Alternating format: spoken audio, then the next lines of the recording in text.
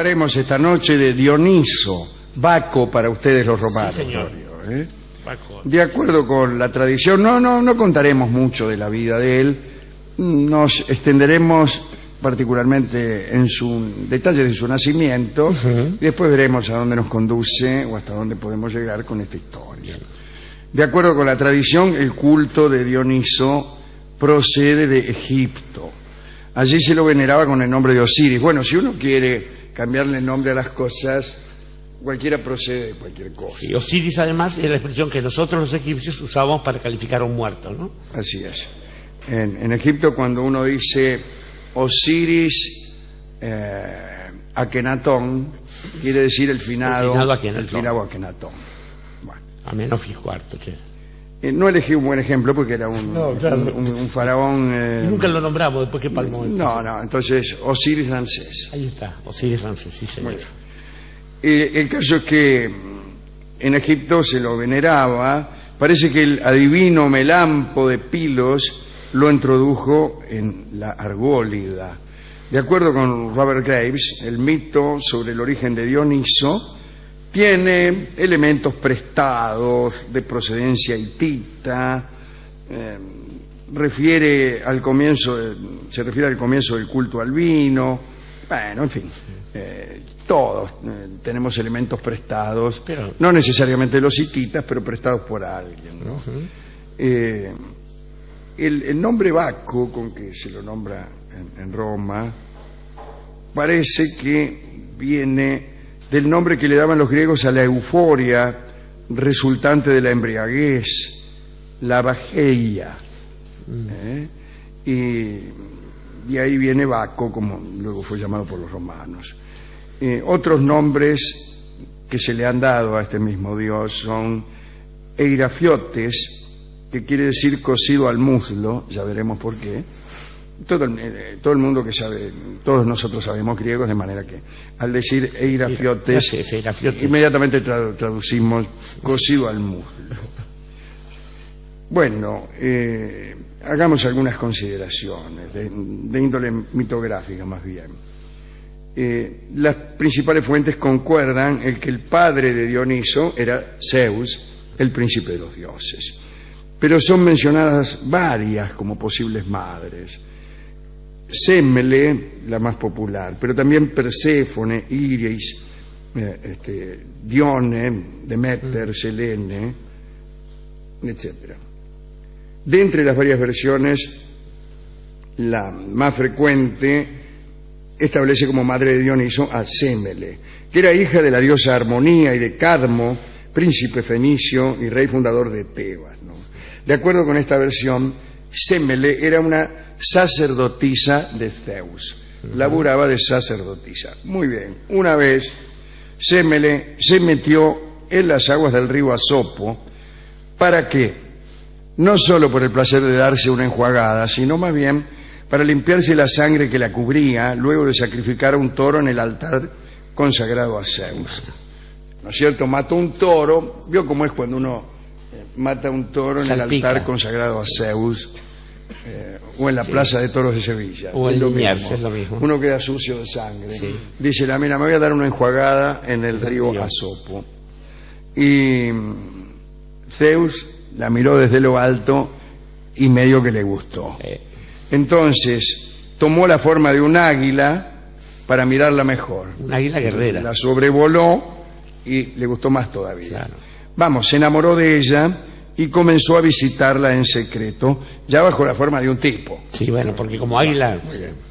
Era la esposa del rey de los dioses, intentó que Sémele perdiera el interés por Zeus. Y entonces adoptó el aspecto de una anciana llamada Béroe, que era nodriza de Sémele, y empezó a hablarle mal de Zeus o a decir cosas. ¿Cómo hacen las viejas? Sí. Pero bueno, no consiguió disuadirla y la joven quedó embarazada. Y entonces, como represalia, siempre haciéndose pasar por la vieja Béroe, aparentó no creer que el enamorado en cuestión era Zeus. Dice, no, ¿qué va a ser Zeus ese tipo? Es un tipo cualquiera que te está engrupiendo. Claro. Dijo, vos decile que se presente en toda su magnificencia. A ver si es. Claro, los dioses, aclaremos, jamás se presentan en su aspecto verdadero ante los mortales, porque esa presencia produciría la muerte. Y esto se traslada a las religiones monoteístas. Es En el todas, caso de Alá. efectivamente, sucede en casi todas así. Incluso en la India, ¿no? Krishna se muestra así ante Arjuna y también produce este efecto, ¿no? Entonces Zeus se presentaba medio yendo a menos. Y la tipa dice, no, bueno, acá me dicen que vos sos un tipo cualquiera, ¿por qué no te presentás en todo tu esplendor para que yo vea que sos el príncipe de los dioses? No, que no puedo. Y la tipa, dale, ya voy. Ya está. Dale. Bueno, sí, dice Zeus, ¿querés? aún sabiendo lo que iba a pasar. ocurrir. Y bueno, esta cosa mezcla de una evidente luminosidad, de unos rayos, de cosas visibles y tangibles, pero también me imagino yo que la presencia divina causará alguna clase de lucidez o de revelación, que es también causa eficiente de la muerte de quienes asisten a esta clase de presentación. Quien ve eso no vuelve a ver, quien sabe eso no vuelve a saber. El caso es porque la verdad mata. Del mismo modo. Bien. El caso es que Semele se murió como corresponde. De hecho. Y claro, estaba embarazada. Entonces Zeus rescató a Dioniso, que estaba recién en el 6º mes de gestación, y para que siguiera la misma, lo cosió a su muslo. Discúlpeme. Irafiote, viejo. Tenía el pibe cosido al muslo con asistencia de Hermes, ¿no? Y lo incubó hasta llegar a buen término. Una versión posterior les pareció que esta era medio fulera. Es cierto. Hace de Dioniso un hijo de Perséfone y saca todo esto. Recuperemos el nombre de Irafiotes que decíamos antes, que a eso remite, ¿no? ¿Qué cosa? La dimensión de Irafiotes, de cosido al muslo. Así es, a la pata. Cosido, por eso le llamaban así, el cosido al muslo, le llamaban, en el barrio, ¿no? Sí. Bueno, según esta versión también hay una muerte prematura de la madre o algo así. El caso es que en esta segunda versión Zeus rescata el corazón a medio comer de Dioniso, y bueno, también hay un procedimiento igualmente horrible. Hay varias otras versiones sobre el nacimiento de Dioniso, algunas son híbridas de las dos anteriores, en fin, lo que sea. Quiero decir que Zeus le encargó a Hermes inmediatamente la crianza de Dioniso, y Hermes se lo llevó al rey de Orcómeno, que era Atamante, que estaba casado con una chica llamada Ino, en segundas nupcias. Como andaba buscando ya al niño para matarlo por celos. Sí, como era. Claro, lo vistieron de mujer, los descubrió. Entonces salieron rajando y Zeus lo llevó a Nisa, un lugar que no se sabe bien dónde estaba, forman parte de lo que podríamos llamar geografía fantástica, ¿no? Allí, para mayor seguridad, lo transformaron en cabrito. Usted vio que cuando uno lo transforman en cabrito, cuando es grande deviene en lo que suele llamarse un cabrón. Pero bueno, ahí supongo escapó de los celos de Hera por un tiempo. Adulto ya descubrió la vid,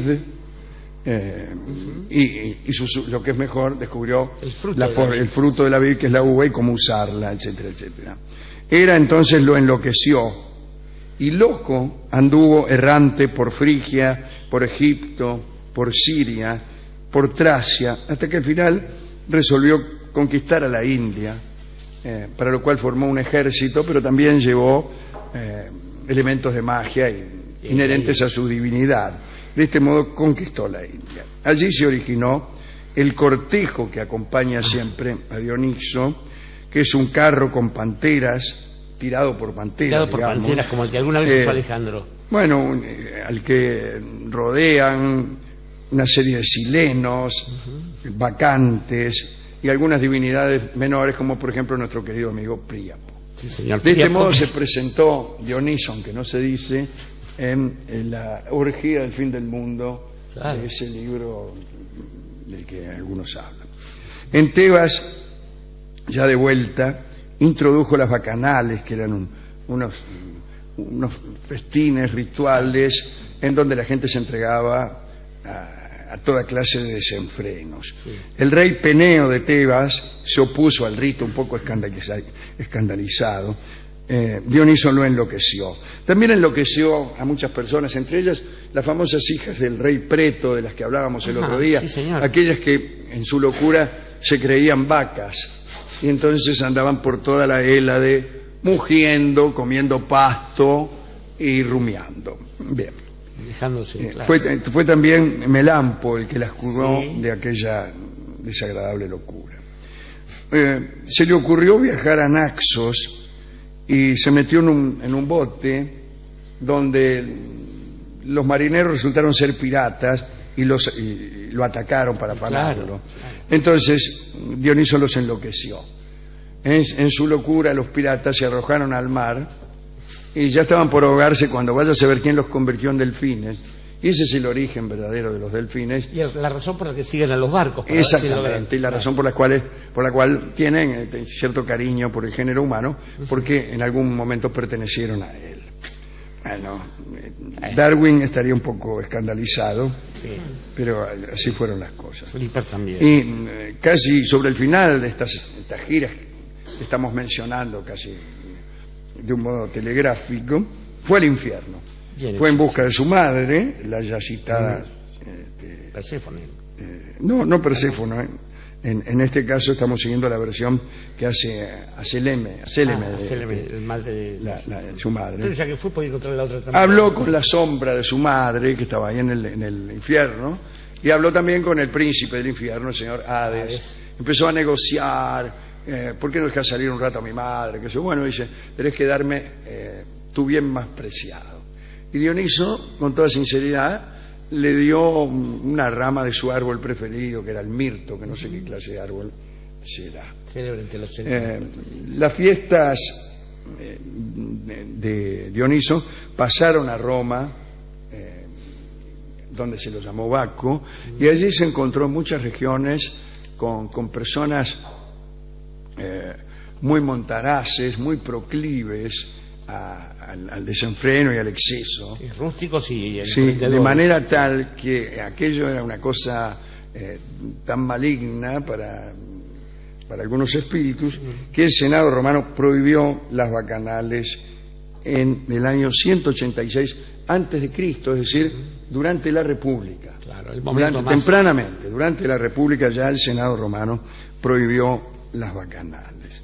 Esto es lo que tengo que decir acerca de nuestro querido amigo Dioniso, que ahí anda cada tanto presentándose, si es bien convocado, si es convocado de acuerdo al protocolo, en orgías, en festicholas y en lugares donde la lujuria alcanza su verdadera dimensión. Sí, Es una dimensión en última instancia espiritual, ya que Claro. la lujuria aparece después de transponer algunos estados de conciencia. Justamente, como Huxley nos lo enseñó alguna vez, pero a la manera de algunas personas, Aldous Huxley en esto, el general Perón en otras, Baco también se caracteriza por aquellos oponentes, que digamos que no es tan bueno por lo que hizo, sino por las cosas que proponen los Contreras, como Apolo. Lo dionisíaco es opuesto al apolíneo. Cuando el deber y el rigor, la masculinidad, el sol, lo claro, empiezan a fastidiarlo al hombre, el hombre sabe que hay una opción, que es la noche, que es la clandestinidad, el desenfreno, el deseo, vamos. Y esta es la primera. Estaba pensando en alguien que disputa derechos de autor a Dionisos, que es un muchacho llamado Noé. No Noé como Noemí, sino Noé, que alguna vez se subió a un barco, metió unos bichos ahí, cuando terminó de llover, salió del barco y, probó los efectos de esa misma planta que había encontrado Dionisos, fabricó ese mismo licor y se puso a bailar desnuda delante de los pibes. Así es. Y fue condenado. Es mejor, me parece, esa fábula. Sí, ¿no es cierto que sí? Sí, es mucho mejor, es mucho mejor. Hay también algunos adornos y algunas rimas con las actitudes del mono, del cerdo, Sí, señor, etcétera, etcétera, ante el baile que adornan la fábula de la ebriedad de Noé. En cualquier caso, da la impresión de que aquel que cree algo siempre termina siendo víctima de los émulos que se exceden en esto. Ni Noé ni Dioniso se inventaron los pecados que genera el vino después. Ahora, después de Noé y después de Baco incluso, vinieron nuestros amigos latinos que tienen, pese a la condena de la borrachera, una frase que reivindica esto, y es in vino veritas. En el vino está la verdad. Sí. Parece que para decir la verdad hay que beber. No creo que sea necesario, no, pero... No, yo no he visto borrachos veraces con mucha frecuencia. Exactamente. En todo caso, la mentira cabe tanto en la ebriedad como en la sobriedad. Y el problema es de aquellos que piden disculpas por una cosa o por la otra. Digo, el vino sirve para cualquier cosa, queridos amigos, menos para vestirse y ponérselo delante cuando uno hizo alguna macana. Estaba pensando también en esta cosa... Sí, yo creo también, como cree usted, que la excusa estaba borracho no sirve y que las cosas que uno hace borracho es porque las haría también sobrio. Justamente. Y no sé... O, para plantearlo de otra manera, si uno no es capaz de ciertas demasías en la sobriedad, tampoco lo es en la ebriedad. Exactamente. Y el asunto es sostener después las acciones con la nobleza que implica incluso la posibilidad de ser un pecador. Creo que esto lo entiende un poco el Cristo cuando también permite que a través de ese licor que simboliza otra cosa, uno pueda purificarse en el sacrificio de la misa para los que crean en ese tipo de ritual. Y también me acordaba de otro amigo, Macbeth, que cuando llega a la primera fortaleza donde se va a convertir en asesino, hay un criado que habla del vino y dice, ese licor que te hace imaginar cosas que después te impide concretar. No está mal, divierte un poco.